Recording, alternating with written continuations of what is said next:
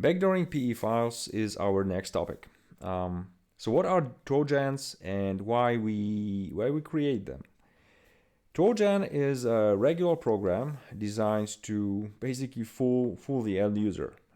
It can be either software mimicking the real program with running malware under the hood, or it's a legitimate program modified by the attacker in a way to run your malware side by side. And the purpose of this is obvious. Like, we want to convince our victim that the program or he or she uses is a legit one. So potential applications are initial breach, persistence, privilege escalation, and even lateral movement. It really highly depends on the situation and the environment the attacker operates in. And I will give you an example. So let's say you have breached into a company on a computer belonging to some HR person, okay? After some reconnaissance, you discovered a file server that has an open share with sysinternal tools, and this share is writable to a domain, to any domain authenticated user. So there is a good chance that someone from IT, and maybe even a workstation or a domain admin, uses these tools. So if you backdoor one of those tools, or even all of them, tools like psexec, you might gain higher privileges and even move laterally at the same time. So it's a pretty neat scenario. Now, there are typically three ways to backdoor PE files.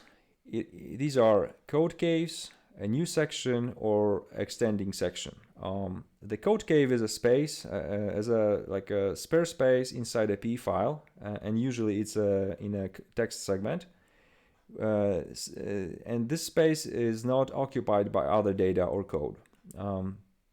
The biggest downside of this method is the available space you have for your malware. Typically, you might have like around a few hundred bytes of free space, so it should be enough for mid-size, I would say mid-size shellcode. If you need more space, you can add new section to your victim program and set the size to anything you want. And it's the most powerful method, as it gives you, the freedom of from any size constraints. But the downside is that you have to set this section as executable, and this might get quickly caught by AV engine as malicious. The third major method to embed your malware inside a PE file is to extend the existing section. So you pick some section, typically the last one, and increase its size so it can hold your additional code. It can also be done with a text section, which is typically the first section in a PE file, but it requires more effort with recalculating relative offsets inside a file. And there is another thing.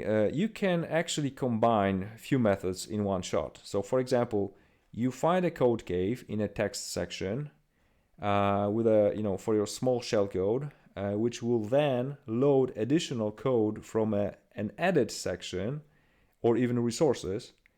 And this new section doesn't have to be set to executable, so you potentially lower the risk of being flagged as malicious.